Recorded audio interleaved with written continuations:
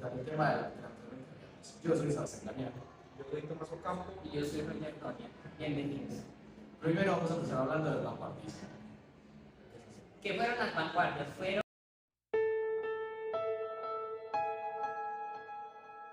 denomina vanguardismo, vanguardias o vanguardias artísticas al conjunto de movimientos culturales, literarios y artísticos que surgieron durante los últimos años del siglo XIX y los primeros años del siglo XX, donde surgieron en Europa. El término vanguardia proviene del ámbito militar. Se utiliza para designar aquellas tropas que van delante del cuerpo principal y que en ocasiones son los primeros o generalmente en entrar en contacto con el enemigo. Así, por extensión, se ha denominado y se ha aplicado a grupos en ocasiones políticos, que fueron los primeros en proponer cambios revolucionarios en las sociedades de la época.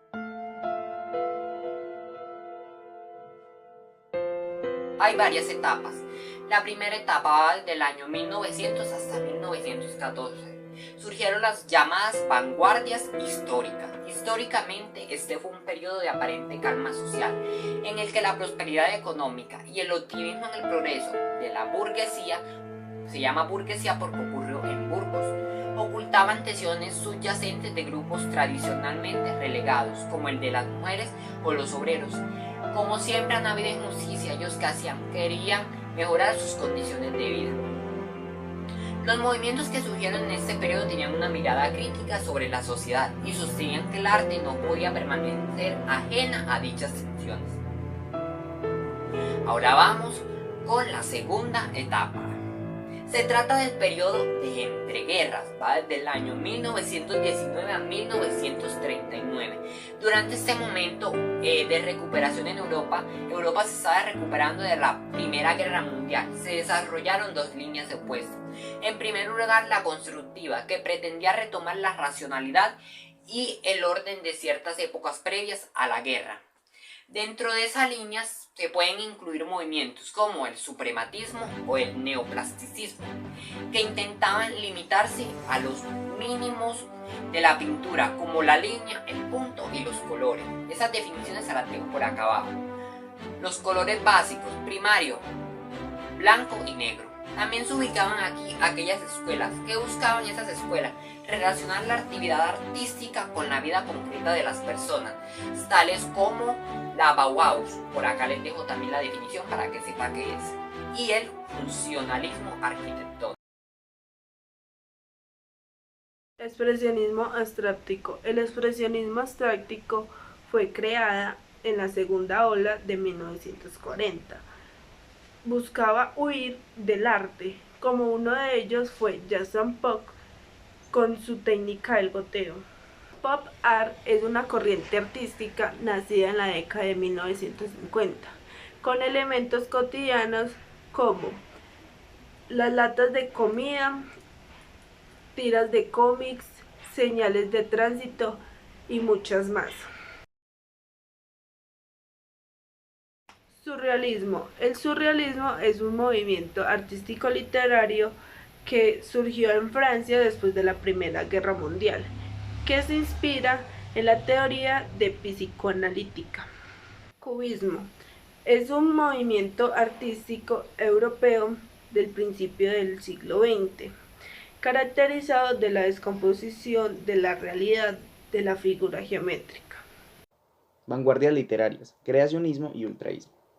El creacionismo fue un movimiento hispanoamericano iniciado por Vicente de Huidobro, que era un poeta chileno, y que a diferencia del surrealismo, valía la razón humana dentro de la escritura poética, y de igual manera consideraba que la escritura debería ser de libertad absoluta y adquiría su creación máxima en la poesía. Y el ultraísmo nació en 1918 con Rafael Cansinos Assens en España, y en América Latina Jorge Luis Borges fue su máximo exponente en la literatura argentina, y esta se caracterizaba por usar la metáfora, la prosa y evitar sentimentalismos, y rechazaba todo lo relacionado con el romanticismo. Autores más destacados del vanguardismo. El más importante, Franz Kafka, que era un escritor checoslovaco. Antoine de Saint-Exupéry, que era un escritor y aviador francés. Thomas Stearns Eliot, que era un dramaturgo y crítico estadounidense. Y Henry Miller, que era un novelista estadounidense. Características del vanguardismo. Una de las características primordiales del vanguardismo es la libertad de expresión. Este se manifiesta tanto alterando la estructura de las obras como abordando temas tabú y desordenando los parámetros creativos. En la poesía se rompe con la métrica y cobran protagonismo aspectos antes considerados irrelevantes, como lo pueden ser la tipografía. Otra característica muy importante es la disconformidad con la realidad. Los artistas y escritores de la vanguardia cuestionaron abiertamente la realidad y se mostraron opuestos a los valores de la burguesía. ¿Qué queremos decir con esto? Los artistas criticaron a la burguesía y la burguesía vendría siendo como la realeza o la clase alta de la sociedad, lo que se conoce en otra parte como la gente de Viena. Ahora haré un pequeño resumen de la Primera Guerra Mundial para que tengamos un mejor contexto de lo que estaba pasando en la época de esta literatura. La Primera Guerra Mundial surgió por diversas causas, pero sus principales es una compleja red de alianzas establecida entre las potencias europeas. En esencia, fue la desconfianza y la militarización del Triple Entente, que este era una alianza conformada por Gran Bretaña, Francia y Rusia, y a su vez estaba la Triple Alianza, que era otra alianza formada por Alemania, el Imperio Austrohúngaro e Italia. Estas dos alianzas se peleaban por el poder militar y político de toda Europa, y en el final del siglo XVIII estos decidieron repartirse África. Sin el permiso de África, obviamente, se empezaron a repetir terrenos africanos entre todos estos países, y Alemania fue uno de los países que quedó con menos territorio.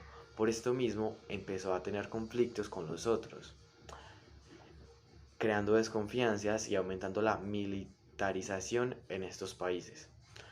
Los actores más poderosos como Gran Bretaña, Rusia y Alemania gobernaron imperios coloniales y se querían expandir.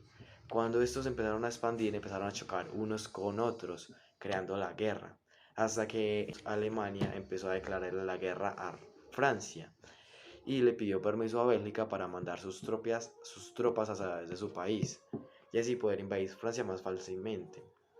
Pero Bélgica dijo que no, así que Alemania decidió igualmente enviar sus tropas por su tierra, creando un triple conflicto entre Alemania, Francia y Bélgica.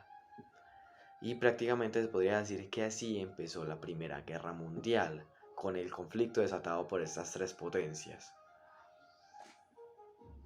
Antoine de Saint-Exupéry nació el 29 de julio del 1900, más reconocido por su obra El Principito.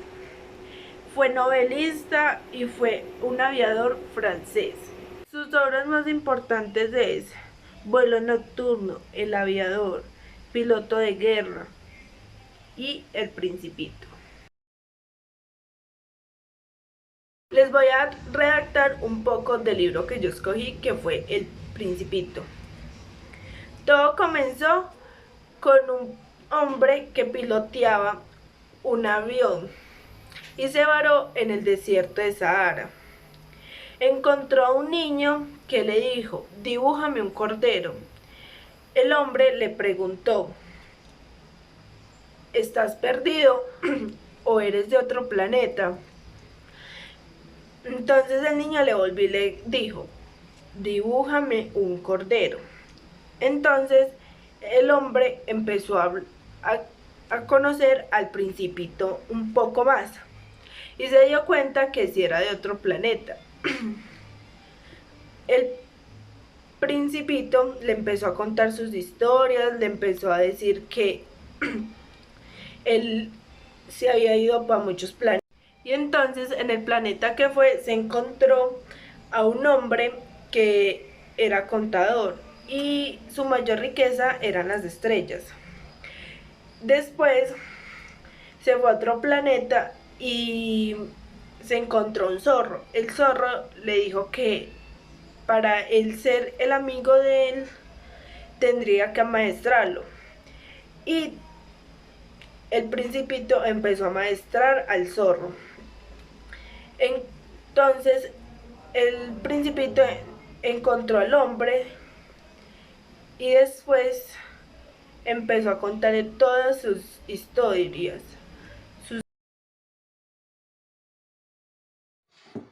Franz Kafka. Kafka fue un escritor y novelista alemán, el cual es considerado uno de los mayores intérpretes del existencialismo en su época, con obras como La Metamorfosis, La muralla china, El artista, Del hambre, El proceso y El castillo. Su escritura se ve representada por el vanguardismo, centrándose en temas como la impotencia del ser humano frente a lo externo y demás factores psicológicos de los humanos. Esto lo podemos ver reflejados en sus obras, ya que muchos estudiosos han leído estas obras y se han dado cuenta que Kafka representaba sus sentimientos y traumas en sus escritos. Por ejemplo, en La Metamorfosis, que es un libro que ya les voy a narrar, que es la obra que estoy a punto de contar, este demuestra sus traumas paternales y con su familia, el cual se ve reflejado por el cual haciendo que Kafka se vea reflejado en el protagonista de la obra.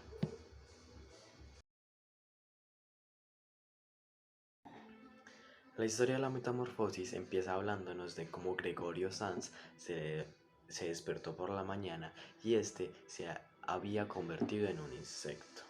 Sus piernas se movían agitadamente en desorden y este no tenía ningún tipo de control sobre su cuerpo. Aún así, a pesar de que este se había convertido en un insecto, este se encontraba preocupado por su trabajo, ya que tenía que llegar temprano, ya que este era el principal responsable económico de toda su familia y era el encargado de pagar la deuda que habían dejado sus padres años atrás. A pesar de que este seguía transformado en un insecto, este intentó pararse de la cama, pero fue una tarea imposible, y poco después aparecería la mamá de Gregorio, la cual lo llamaría para preguntarle si podía ir a trabajar hoy y si lo iba a hacer. Este intentaría responderle, pero se daría cuenta que su voz había cambiado y esta se había convertido en una especie de chirrido bastante agudo. Así que intentó hablar bastante lento para decirle que ya todo estaba bien y que iba a salir en un par de minutos, a pesar de que esto fuera mentira. Justo después de esto, llegaría el padre de Gregorio, el cual le empezaría a gritar y a tocar la puerta fuerte para que éste saliera. El padre, desesperado, empezaría a golpear la puerta hasta el punto de intentar tirarla. En ese momento, Gregorio agradecería la maña que tiene de cerrar las puertas de su habitación siempre que llega del trabajo a dormir. Después de esto llegaría su jefe, el cual lo incita a trabajar y empieza a preguntarle por qué no va a ir hoy. Y empieza a desconfiar de este y a decirle que este se había robado un dinero y por esto mismo estaba pensando en huir de su trabajo. Gregorio se enojaría por esto y se pararía, obteniendo por primera vez el control sobre sus piernas. Este llegaría como puede a la puerta y con todos sus esfuerzos intentaría girar la llave para abrir la puerta. Esto lo único que haría es que cuando la puerta se abra, todos los que habían afuera, como su padre, madre y su jefe, salieran apavoridos del miedo. Su jefe saldría corriendo y diciéndole que es un monstruo. Su madre empezaría a gritar y su padre lo devolvería a la habitación empujándolo y golpeándole con un bastón. Después de esto, Gregorio se quedaría solo, transformado en un insecto en su habitación, y su hermana Gretel sería la única que se acercaría a ayudarlo a pesar de su condición de monstruo. Esta le dejaría su comida favorita en un plato al lado de la puerta, y Gregorio se alegraría e intentaría ir a comer. Pero este se daría cuenta que la comida le sabe repugnante, así que ni siquiera la toca. Este sigue dando vueltas en su habitación y tiempo después vuelve su hermana Gretel y ve que el plato de comida está vacío y solo siente tristeza por esto. Pero tiempo después se vuelve a llevar el plato y trae otro plato lleno de frutas podridas y desperdicio, el cual lo dejaría en el mismo lugar y tiempo después Gregorio se sentiría atraído por este y se lo comería. Esta también iría de vez en cuando a limpiar su habitación la habitación de Gregorio, pero aún así seguiría teniendo miedo de Gregorio, ya que obviamente este era un insecto gigante. Así que Gregorio se escondería debajo de uno de sus muebles y aprendería a caminar por las paredes y a disfrutar con una mayor comodidad de su nueva condición. Su hermana Gretel se da cuenta de esto y empieza a sacar los muebles de su habitación, pero Gregorio estaría en contra de esto ya que siente que sus muebles son parte de la poca humanidad que le queda a pesar de haberse convertido en un insecto. Así que Gregorio decidiría pegarse a la pared, a un cuadro que tenía ahí, para dar la señal de que no quería que se fueran sus cuadros y arremeter contra el que quisiera llevárselos. Esto, al verlo la madre, se desmayaría y Gretel, su hermana, iría corriendo a buscar medicina. Mientras todo esto ocurría, llega el padre de Gregorio, el cual, al darse cuenta de la situación, agarraría unas manzanas que tiene al lado y se las empezaría a lanzar a Gregorio. Una de estas manzanas quedaría atorada en una parte de su espalda, causándole un gran dolor a Gregorio, devolviéndolo a su habitación. Al Gregorio haberse convertido en un insecto y perder toda capacidad de trabajar, su familia lo único que pensaba era que habían perdido su mayor ingreso económico, así que todos deberían empezar a buscar un trabajo. Su padre había conseguido un trabajo en el banco y este nunca, pero nunca se quitaba su uniforme. Mientras que la madre de Gregorio se dedicaría a trabajar en la costura y su hermana sería una dependenta y también estudiaría en las noches. Tiempo después, estos contratan a una criada para que ayuden a su casa.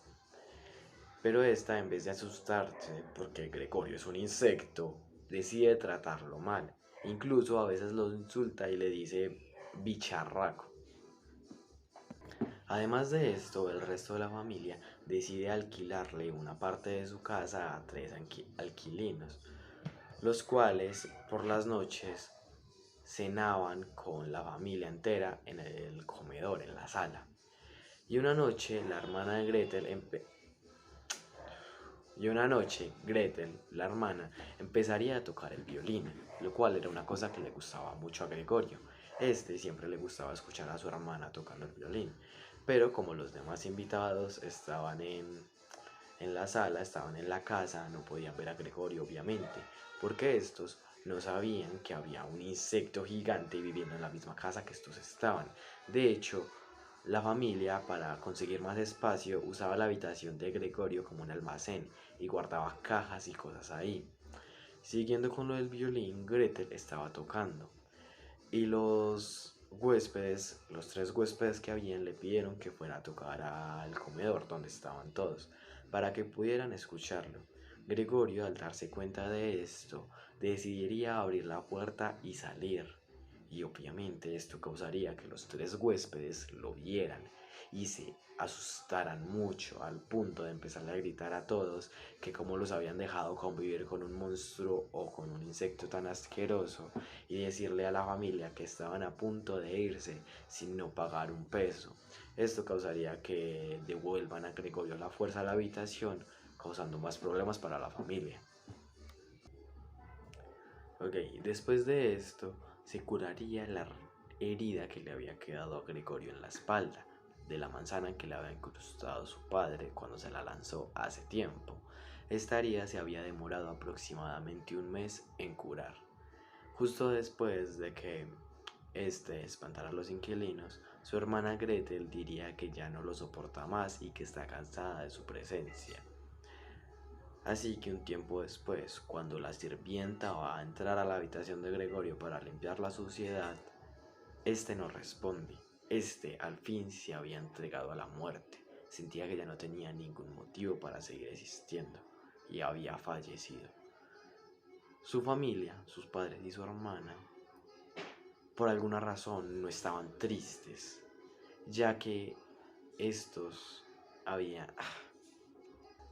Los padres y la hermana de Gregorio, al ver que se había muerto, no se sentían tristes, ya que al fin se podrían ir de esa casa, la cual era demasiado grande para ellos seguirla pagando, y solo seguían ahí porque no podían dejar a Gregorio solo.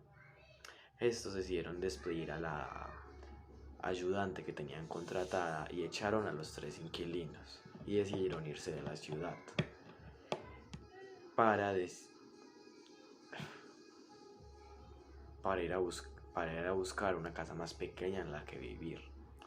Y así terminaría el libro, con el padre de Gregorio diciéndole a su hermana Gretel que sería hora de buscarle un esposo. Como dije al inicio, la mayoría de obras de Franz Kafka se pueden ver desde un punto de vista psicológico e incluso religioso. Por esto, y la metamorfosis no es una excepción a la regla. La metamorfosis se puede tomar desde un punto de vista psicológico, desde el cual se evidencian los traumas que había desarrollado Kafka por culpa de sus padres. En esta, Gregorio sería una representación del mismo Kafka y sus traumas se verían representados como cuando el padre de Gregorio le pega con el bastón, le grita o incluso cuando le tira las manzanas para que éste se fuera. Por otra parte, podemos hablar de la deshumanización, no refiriéndonos solo a que el personaje principal se convierta en un insecto, lo cual pues lo deshumaniza. Lo podemos ver desde el punto de vista que la familia de Gregorio lo veía como como una fuente de dinero, lo veía solo como una cartera, por así decirlo. Lo veía desde un punto de vista económico, no desde un punto de vista familiar. Tanto es el punto que cuando éste muere ni siquiera se ponen tristes, no les da ningún sentimiento de remordimiento ni nada. Solo se sienten felices porque estos podrán dejar la casa en la que vivían, ya que no tenían plata para cubrirla.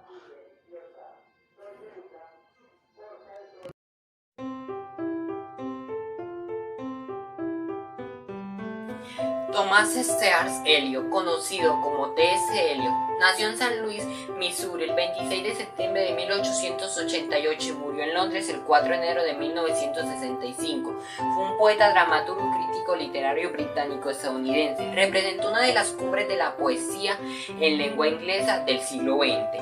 Entre sus últimas obras cabe citar On Poetry and Poets, de la poesía y de los poetas, de 1957. El drama El viejo estadista, de Herder Satterman, 1958. La publicación en 1963 de una selección personal de su obra poética bajo el título Poesías Collected Poems, 1909-1902, que ha conocido un gran número de reediciones y traducciones, y ensayos. Fue publicada en 1965, que comprende toda su labor crítica como escritor.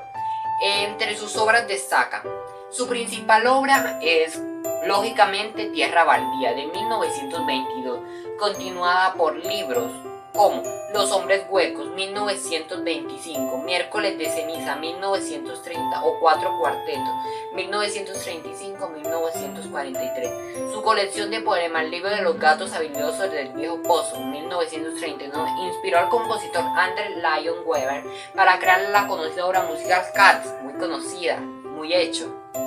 Como dramaturgo tuvo un gran éxito con Asesinato en la Catedral, las que le voy a narrar, escrita en 1936. También estrenó títulos como Cocktail Party, 1949, o El anciano estadista, 1959. En sus ensayos destacan Ensayos escogidos, 1932, Función de la poesía y de la crítica, 1933, De la poesía y poetas, 1957. Varios de sus ensayos se recopilaron en el libro La aventura sin fin.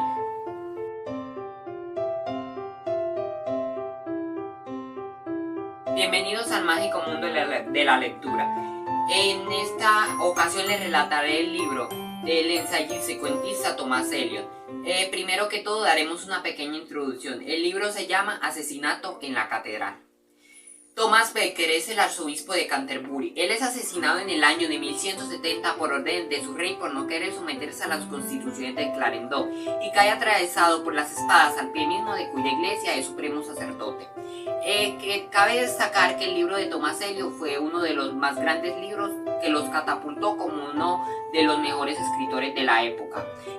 Para la escritura de este libro, Tomás Eliot se basó en un escrito de Edward Grieg, que fue un clérigo testigo del suceso, ya que esa historia es una historia basada en hechos reales. Se preguntarán qué son las constituciones de Clarendon. Las constituciones de Clarendon son un conjunto de leyes promulgadas por el rey Enrique de Inglaterra el 30 de enero del año de 1164, que controla la elección de nuevos prelados y se da derecho a llevar clérigos ante sus cortes reales. Se componen principalmente de 16 artículos, cuyo objetivo principal es restringir los principales beneficios del clero inglés y limitar el dominio del papado en los asuntos ingleses. Sí, comencemos con la primera parte del libro, para la cual nos situaremos en la mágica e imponente Inglaterra medieval. Recordemos que la religión en la Inglaterra medieval estuvo dominada e inspirada por la Iglesia Católica. La mayoría de la población era absolutamente cristiana, lo que en aquel momento era sinónimo de catolicismo, ya que inicialmente no existía ninguna otra forma de dicha religión. La acción de los hechos de esta historia ocurre entre el 2 y el 21 de diciembre de 1170 y narra los días previos al martirio de Thomas Becket tras la ausencia de 7 años en Francia. Él estuvo ausente 7 años. El libro está dividido en 2 partes separadas, entre cada una hay un interludio. La primera parte ocurre en el salón del arzobispo. La obra comienza con un coro. ¿Para qué sirve este coro?, se preguntará. Sirve para predecir la violencia venidera. Es decir, este coro ofrece comentarios sobre la acción y también sirve para proporcionar un vínculo entre audiencia, personajes y acción. Como en el drama griego, vea cómo esto de interesante. Están presentes 3 sacerdotes que reflexionan sobre la ausencia de Becket y el surgimiento de un gran poder temporal. Ese poder que va a acabar con todo esto. En el coro hay un coro llamado Las Mujeres de Canterbury. Ellas asumen el papel de coro, es decir, de espectador neutral e ingenuo, pero ellas se dejan llevar solo por su fervor religioso y por su amor al arzobispo. Eliot, como es un gran conocedor además de la poesía clásica y medieval, hace una reconstrucción de la lengua y de la métrica del tiempo en el que transcurre el drama, claro. Por eso es tan importante esta obra. Como ya había dicho, la acción empieza el 2 de diciembre de 1170, con la aparición del coro de mujeres de Canterbury, estas que están ya por el fervor, que en un vago presagio conduce junto a los muros de la catedral. Se quejan de los malos tiempos de la ausencia del arzobispo, a quien hace ya 7 años Enrique II lo manda a desterrar de Francia por haber defendido los derechos de la iglesia frente a la opresión real. Junto con las mujeres, los sacerdotes de la catedral expresan también su dolor y su gran aflicción que tenían. Eso sí era verdad. Entonces entra el mensajero y anuncia la llegada del arzobispo. A pesar de no tener garantías del rey, Tomás, muy valiente, decide volver a su sede episcopal. Él es recibido con júbilo por la gente, pero también con mucho temor porque saben los que se puede avecinar. El coro de mujeres insiste en que vuelva a Francia tras la aparición de Tomás, que bendice y saluda a su pueblo. Entran 4 tentadores, que son paralelos a las tentaciones de Cristo. Proponen al santo 4 caminos a seguir para librarse de la muerte. 1. Volver a la antigua vida de la corte. 2. Humillarse ante el rey. Y 3. Ser de nuevo canciller del reino. Conjurarse políticamente contra él. Y la tentación más sutil, enorgullecerse de su martirio, que es inevitable por haber desoído las otras 3 tentaciones. Le dice el último tentador a Tomás: tú tienes la madeja de Vana, oh Tomás, el hilo de la muerte y de la vida eterna. El santo y el mártir desde la tumba reina, pero el arzobispo va a ir rechazando a los 4 tentadores. El coro de mujeres y los sacerdotes prorrumpen en amargas y dolientes exclamaciones, porque ven ya la inminente muerte del santo. O sea, ya sabían que el santo se iba a morir sí o sí, ya lo veían. El acto se cierra en la respuesta de negación de Becket, que ahora sabe qué camino va a tomar, ya tiene su decisión clara. El interludio consiste en un sermón del arzobispo, que lo celebra en la mañana de Navidad del año de 1170. Es un discurso erudito sobre el valor espiritual de esta jornada de alegría y tristeza, juntas que la cristianidad dedica a todos, absolutamente todos sus mártires. Luego propone a través del gesto escénico las consideraciones de Beckett sobre el martirio. Al final del sermón anuncia a los fieles con palabras fatales, que dentro de poco tiempo tendrán una más que recordar. Ya se estaba prediciendo su muerte, ya sabía que se iba a morir. Entonces ahora venimos con la segunda parte, que tiene lugar tanto en la sala del arzobispo como en la catedral, el 29 de diciembre del año de 1170. El acto es más realista. Comparándolo con el primero, sí es más realista, en términos de detalle y de diálogo, y puede ser visto como un drama de estilo moderno. Aquí empiezan a meter todo lo moderno dentro de la obra. 4 días después, el 29 de diciembre, llegan 4 caballeros al palacio episcopal, van llegando. Llegan con información disque muy urgente del rey, imagínense. Los caballeros escucharon al rey expresar su disgusto con Beckett, interpretando ese disgusto como una orden para matarlo, ya que lo acusan de traición, pero él declara su lealtad y exige que lo acusen públicamente. Beckett es desalojado de la furia de los caballeros por los sacerdotes, que le sugieren escapar y ponerse a salvo porque él ya sabía que lo iban a matar. Beckett se niega. A la salida de los caballeros, Beckett reitera. ¿Qué es lo que reitera? Que está dispuesto a morir. Tomás se niega a doblegarse a la orden del rey. Los caballeros salen enfurecidos pero llenos de rabia a buscar a Susana. En ese momento el coro va estallando en lamentación. Uno de los mejores momentos de la obra que personalmente me encanta. Él percibe el olor de los heraldos de la muerte. A la hora de vísperas, en la catedral, los sacerdotes quieren atrancar las puertas, pero el arzobispo ordena que las dejen abiertas. Entran otra vez los 4 caballeros y entran medio borrachos. Y de nuevo acusan a Tomás de traidor. El santo hace confesión general y se arrodillan para el altar. Allí, claro, los caballeros aprovechan y lo asesinan. El coro de mujeres lamentadas prorrumpen en un grito de dolor. Lava del aire, lava del cielo y el viento. Las piedras quitad, una a una, y lavadla. Una lluvia de sangre ha cegado mis ojos. El coro acompaña la escena con una canción mixto que sonará de fondo, prefigurando el trágico final. El drama se cierra en los versos, en los que los caballeros justifican su trabajo, alegando la necesidad, entre comillas correcta, de evitar que la iglesia socave la estabilidad del poder del Estado. Los 4 caballeros, ¿qué hacen? Intentan después justificar, claro, lo mataron y van a justificar lo que hicieron ante el público. Han cometido supuestamente el asesinato desinteresadamente por el bien político, oigan bien, de Inglaterra, para conseguir una mayor consolidación del poder real, consolidación de que todos los ingleses, incluso van a llevar del bulto los que estaban dentro del espectáculo, se benefician. Por tanto, ellos son tan culpables como los asesinos. El parlamento de los 4 caballeros se convierte en una gran lección de moral política. Finalmente, el coro de mujeres entona un himno de dolor y de gozo a la vez. Solo en nuestros misterios cristianos podemos llorar y regocijarnos a la vez. Esto lo dice el arzobispo antes de morir en el sermón de Navidad. Por la muerte y la gloria de su arzobispo, por su valor literario, escúcheme bien, por profundidad psicológica y contenido religioso, Asesinato en la Catedral es el drama religioso más importante del siglo XX.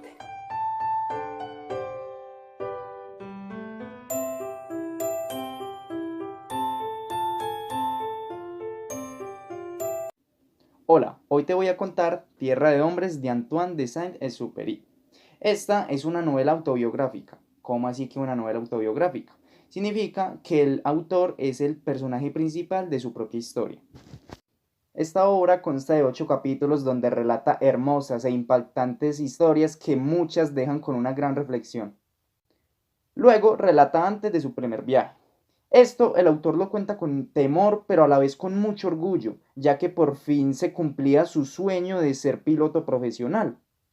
Pero antes de profundizar en su primer viaje, el autor nos presenta a Guillaumet, que era prácticamente su mejor amigo y que era su máximo consejero sobre las experiencias y peligros de vuelo.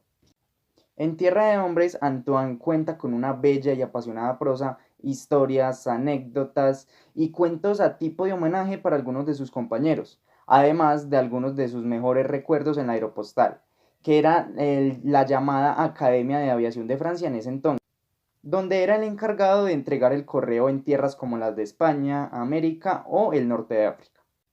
Capítulo 1. La línea. Este capítulo relata vivencias del autor sobre sus inicios como piloto en 1926 en la Academia de Aviación Aeropostal, donde relata algunas de sus primeras vivencias e historias de los conductores más veteranos a quienes él admiraba bastante y pedía bastantes consejos sobre la experiencia de vuelo. Estos se quedan hasta bastante tarde en la noche contando historias, anécdotas y pensando sobre lo que vivirán desde el día siguiente en su oficio como piloto, ya que tienen su primera misión.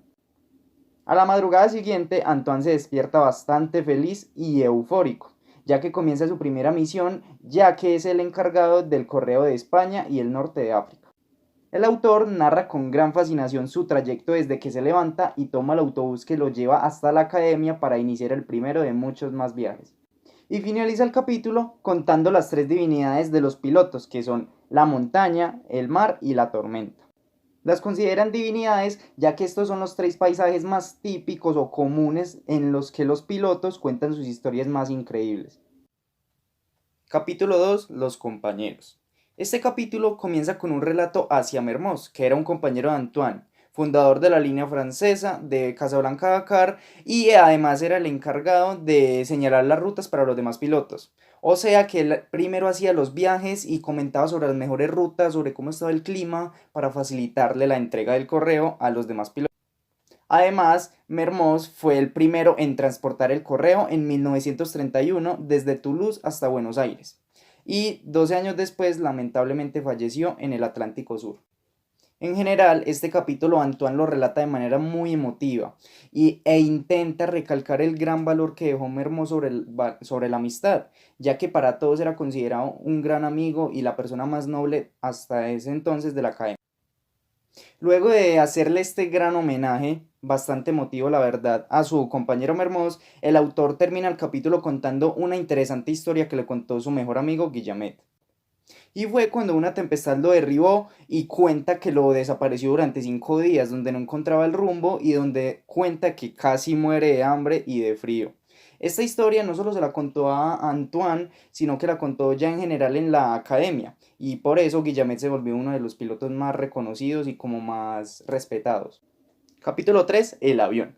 Este capítulo es bastante corto, y durante todo este solo se relata sobre la importancia del avión en la vida del piloto. Claro, Antoine con su bella prosa lo expresa de manera muy emotiva, como una herramienta que da sentido a su oficio como piloto y que cada vez va causando asombro, sigue evolucionando, se sigue perfeccionando y sigue generando experiencias demasiado hermosas cuando entra en contacto con este. Capítulo 4. El avión y el planeta.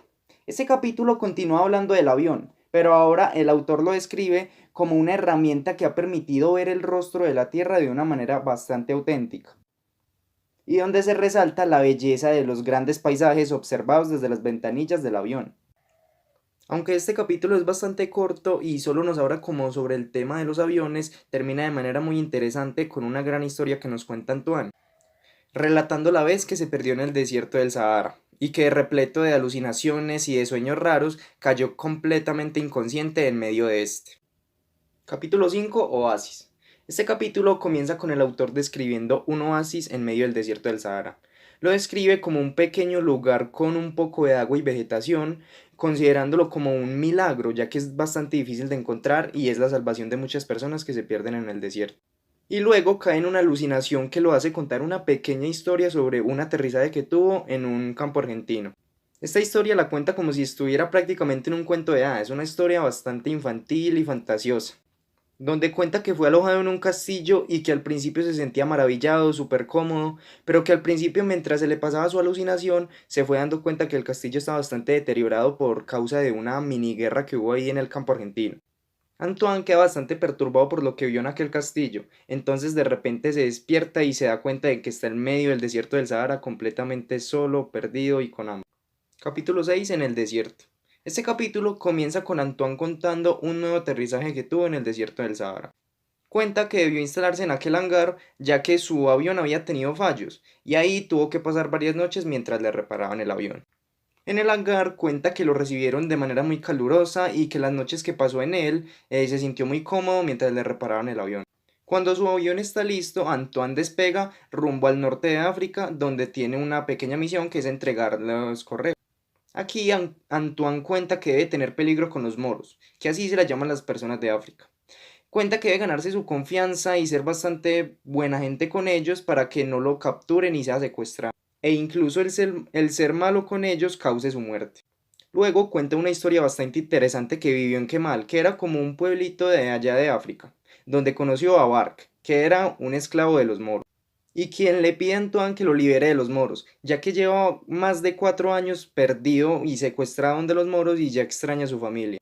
Antoine al oír esto obviamente siente una gran tristeza, entonces se reúne a los otros pilotos y reúne gran cantidad de dinero para comprárselo al moro y devolverle la libertad a Bark. Esta historia fue bastante emotiva y Antoine cuenta que se sintió muy gratificado por haberle devuelto la libertad y que Bark volviera a ser feliz con su familia. Y este capítulo finaliza con el autor definiendo el desierto como un imperio poblado por los dioses y cuenta que su mayor temor es morir en medio de este. Capítulo 7. En el centro del desierto. Este capítulo comienza con Antoine relatando un aterrizaje que tuvo en Túnez mientras entregaba el correo. Cuenta que fueron 4 horas muy largas de vuelo con bastantes turbulencias.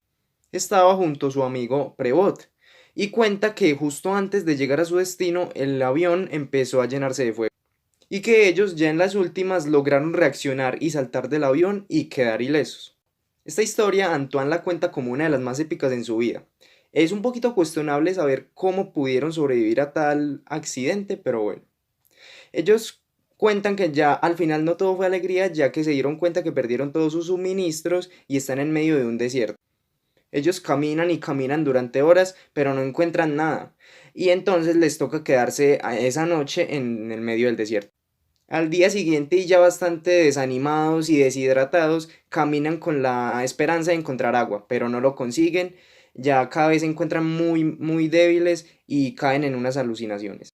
Pasan 3 días y ellos siguen desaparecidos y ya prácticamente las últimas, hasta que Antoine de manera muy emotiva cuenta que milagrosamente apareció un árabe que le salvó la vida, dándoles agua y llevándolos a la aldea más cercana que había para recuperarlos. Antoine este capítulo lo termina dedicándole unas palabras bastante hermosas a este árabe, ya que lo salvó de su mayor temor y pesadilla, que era morir en medio del desierto. Capítulo 8. Los hombres. En su capítulo final, el autor hace un breve repaso a sus experiencias cuando casi muere en el desierto y cuenta la liberación que siente al haber sobrevivido de su mayor pesadilla y al tener la oportunidad de vivir y haber escogido su oficio por vocación. Luego, el autor invita al lector a reconocer a todos los hombres que dan su vida en la guerra, ya que muchas veces no les damos como el mérito suficiente porque odiamos las guerras.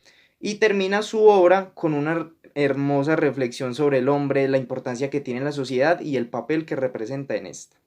Este último capítulo fue bastante reflexivo y personalmente fue mi favorito, ya que me encantó la manera de expresarse el autor y la importancia que le dio al hombre.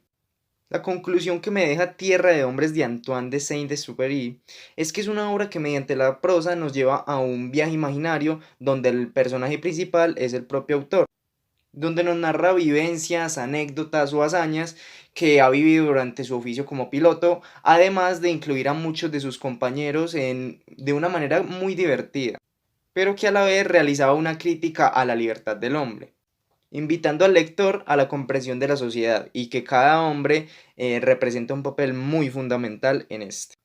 Y Tierra de Hombres, a pesar de no tener como un orden cronológico, cuenta con 8 capítulos donde cada uno de ellos tiene una reflexión y una aventura bastante interesante, que me enganchó rápidamente y me permitió contártela de la manera más resumida, pero contando todos los conceptos claves de esta. Espero que te haya gustado y muchas gracias.